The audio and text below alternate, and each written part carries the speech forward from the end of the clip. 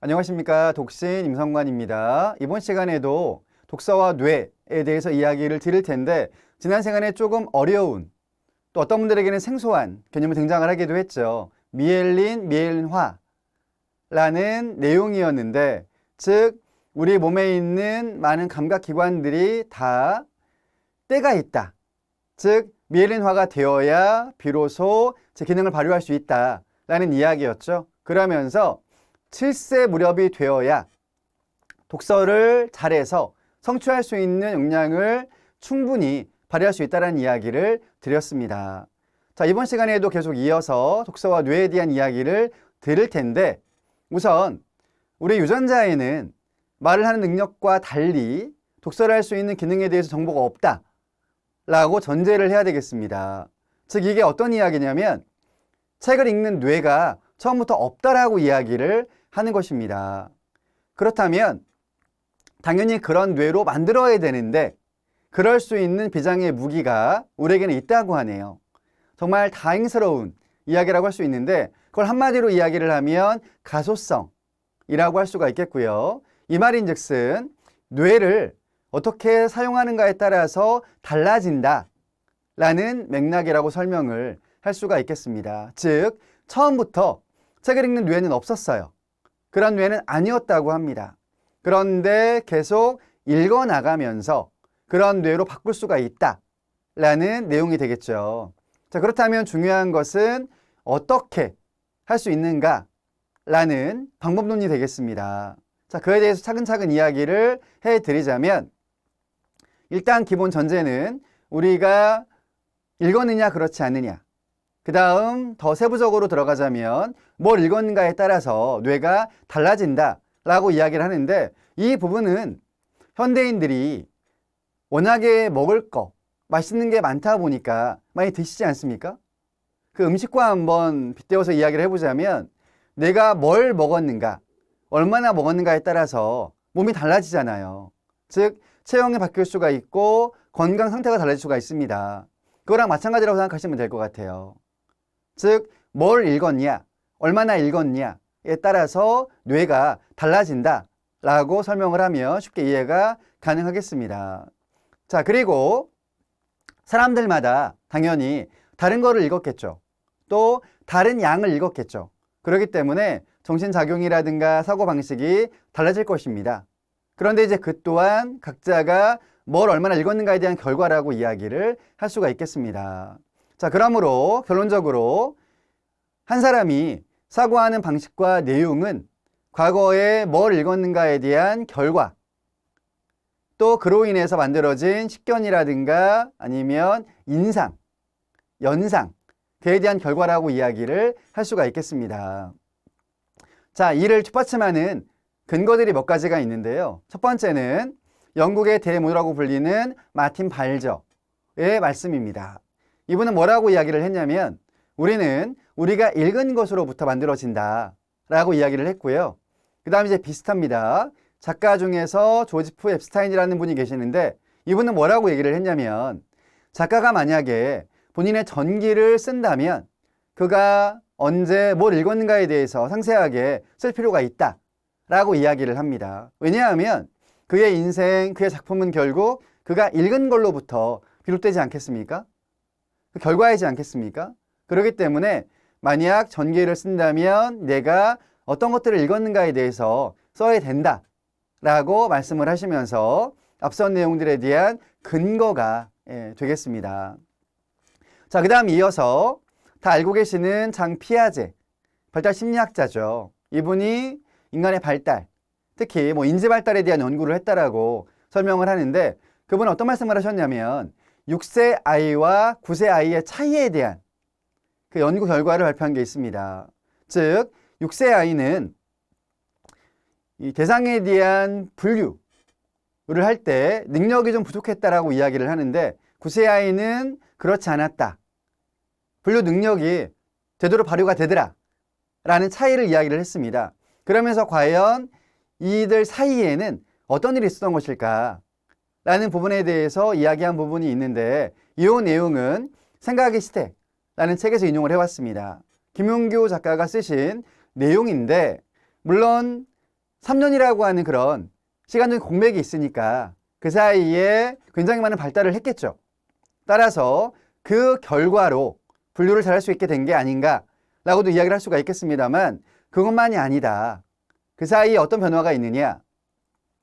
아이들은 어린이집, 그 다음에 유치원 거쳐서 초등학교에 들어가지 않습니까? 그러니까 물론 어린이집을 가기 시작하면서부터 한글을 뗀 아이들도 있을 거예요.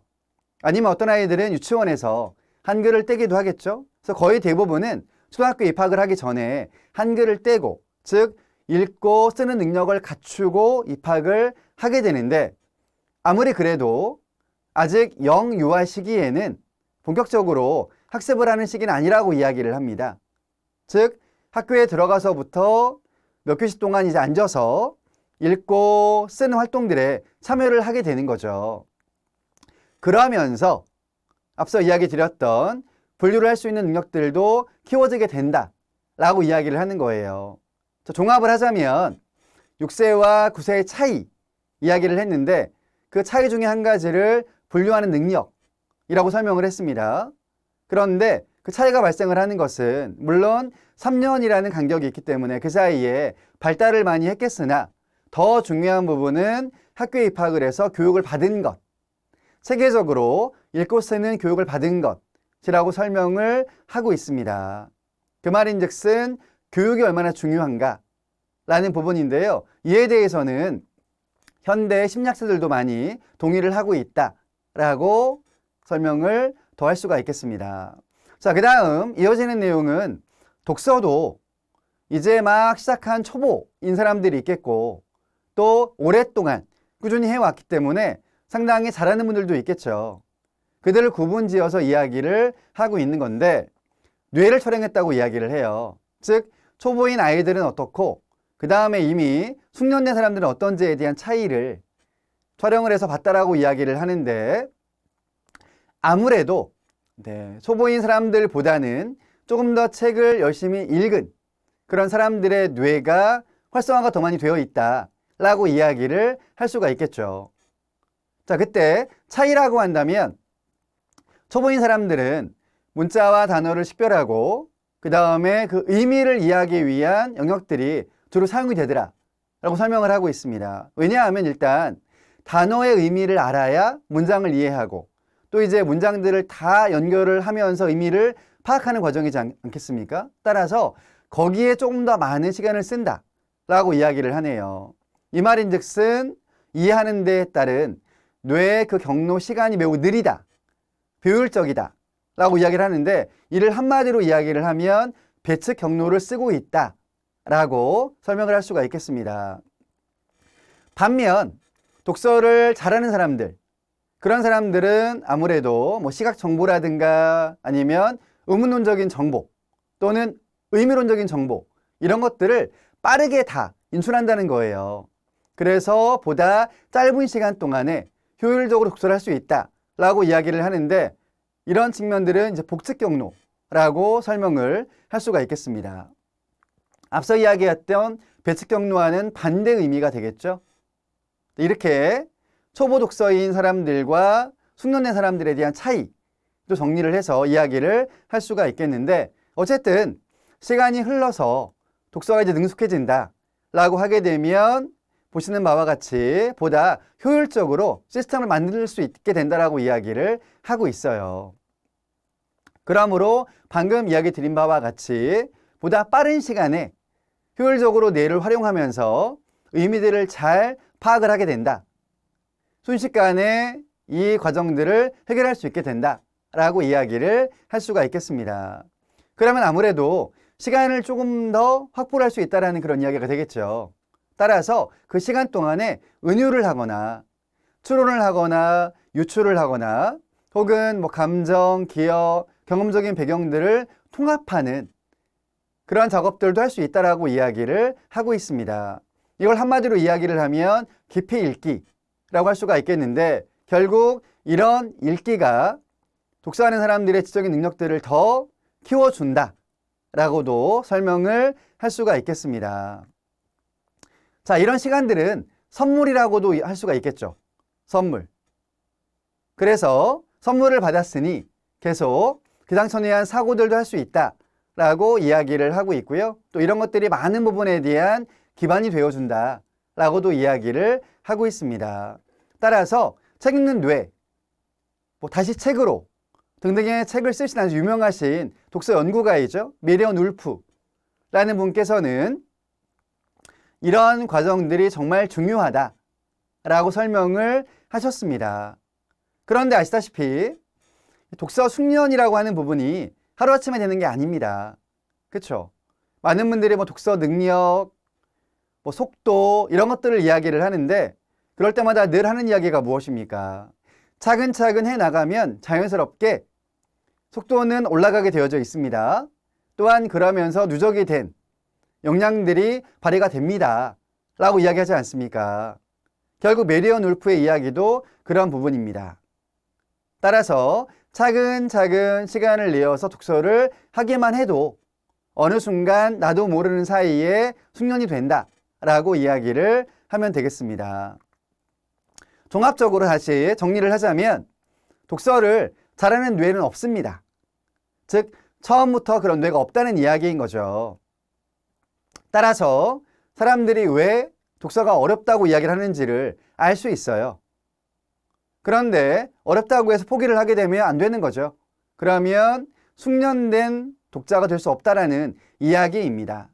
어려웠지만 흥미를 갖고 또는 체계적인 지도를 받고 차근차근 해 나갈 필요가 있다는 이야기입니다. 그래서 결국에는 독서하는 뇌를 만들 필요가 있다라는 그런 이야기로 정리를 하면 되겠습니다. 여기 내용도 앞서 이야기 드린 부분에 대한 정리인데요. 다시 한번 읽어보자면 아직은 그런 뇌가 만들어지지 않았다면 계속 스스로의 변화를 위해서 실천해야 할 필요가 있다는 이야기입니다.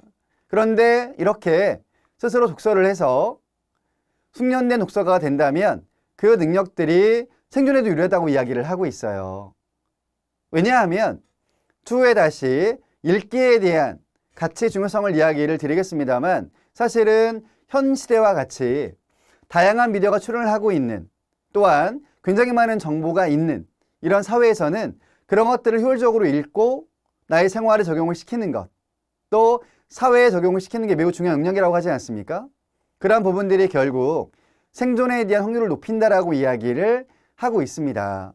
그렇기 때문에 결국 독서하는 뇌를 만드는 것이 종합적으로는 생존에 유리하다라고 이야기를 할 수 있다라는 부분입니다. 그러므로 다시 화두를 던지자면 여러분들께서는 혹은 여러분들의 자녀라든가 학생이라든가 그들에게는 어떻게 해야 숙련된 독서가의 뇌를 갖게 할 수 있을까라는 고민을 한번 해보실 필요가 있지 않을까라고 생각이 들고요.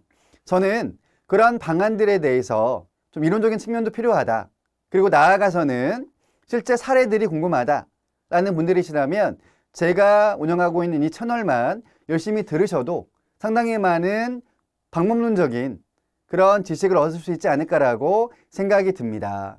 자, 오늘도 이 채널 방송을 들어주셔서 감사드립니다. 구독, 좋아요, 알림 신청, 그리고 댓글까지 다시 한번 부탁을 드리면서 이번 시간을 마치겠습니다. 감사합니다.